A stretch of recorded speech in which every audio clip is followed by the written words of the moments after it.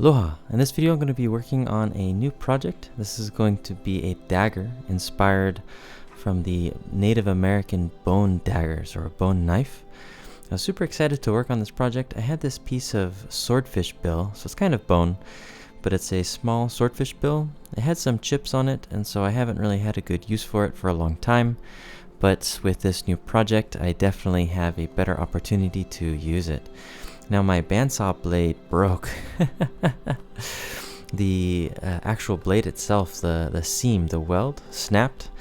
And so I ordered a new one, but it's taking a while for it to come in. And so I decided to work on this project because I could cut it out mostly with my chop saw here. And the handle, I'm going to be keeping it more of a natural look to it. And so I don't have too much shaping from that perspective. But for the build itself, how I'm going to be joining the swordfish bill to the coal wood is I'm going to cut a slot into the handle, and then the swordfish bill will just slot into place.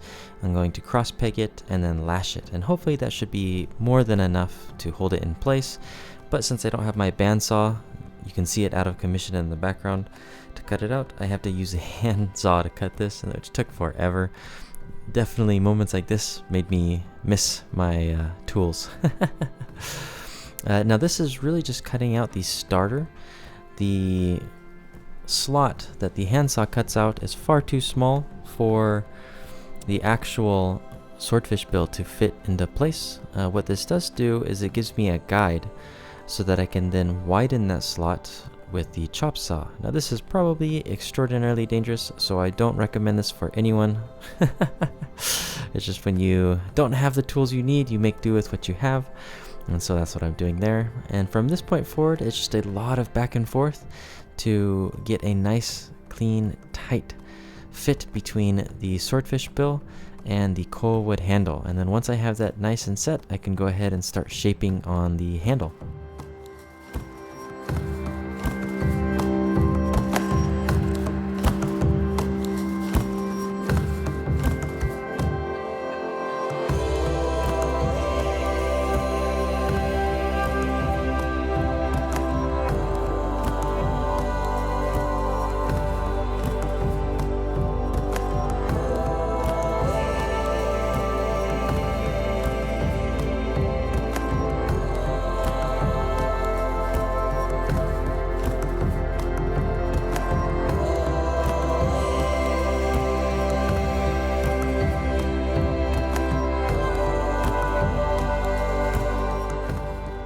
I noticed as I was getting ready to put everything together, or rather start shaping on the handle, that the swordfish bill had a gap towards the end there. So I'm just filling that with some CA glue. I'm putting in a layer of glue and then hardening that with the accelerant, then another layer, then the accelerant, and back and forth. And while I was looking at that, I noticed a similar issue with the handle material. There was a piece, it looked like possibly a chip or maybe even a bug previously from a termite, but there's just a small hole and a crack up here towards the front end. So I went ahead and filled that with CA glue and then used the accelerant on there to harden that. There was a little bit of spillover on the inside here I had to clean out just so that the swordfish bill would still fit into place. But once I got those spots fit, I could go ahead and start shaping. As I mentioned previously, I wanted the shape on this to look more naturalistic, almost like a tree branch. And there's a section of live edge, so that lighter coal wood there on the handle is actually live edge. It's where the bark is connected to. I wanted to keep that. I thought that looked pretty awesome. And so I'm only roughly shaping around it. I'm not actually going to remove any of that material, which is kind of cool. I'm super excited about that. And I think that live edge will give a really nice characteristic to the piece. So overall, I'm really pleased with how it's turning out. And even though I didn't have an initial plan going into this, I think it's gonna work out pretty well. So I'm pretty excited. So far it's looking pretty nice, or rather it's kind of fitting the image I had in my mind as I was planning it out. And I'm just gonna keep working on that.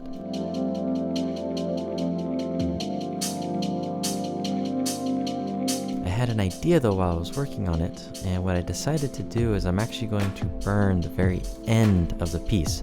That way it darkens it up. Now I'm burning it quite a bit here, but that's just because I'm going to be sanding it down later, and I'm trying to be careful not to burn the live edge because I want the live edge to retain its natural look. But this way when I go to sand it, as I sand down to 220, and I'm not actually going to take this one to 320, I'm going to leave it at 220 just because I want it to have a little bit of a more rough, natural look, almost like it's, you know, a tree branch that was fashioned and taken to make this knife from.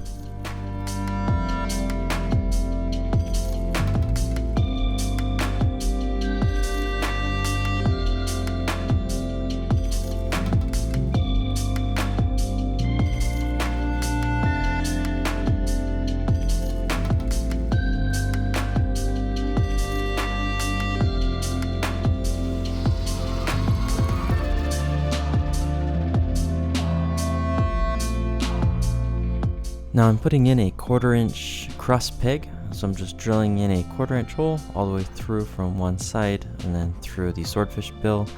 I think I should be fine with the one, or at least I thought I was going to be fine with the one. When I was doing some basic tests with it later on, I realized I really needed a second one, but I found that out much later. For now though, I'm just prepping the one. Once I have the cross peg set, or rather once I have the cross peg fit so that I can slide it in and out in place, I can go ahead and finish sanding it down and getting it ready to oil.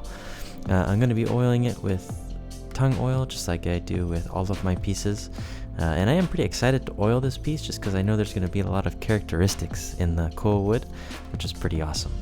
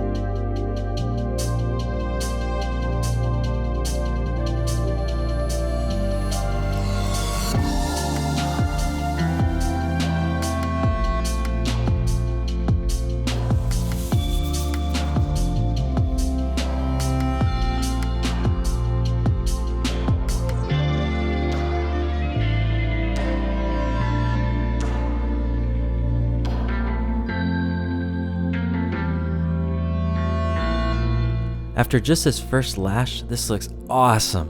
I am super stoked with the way this looks.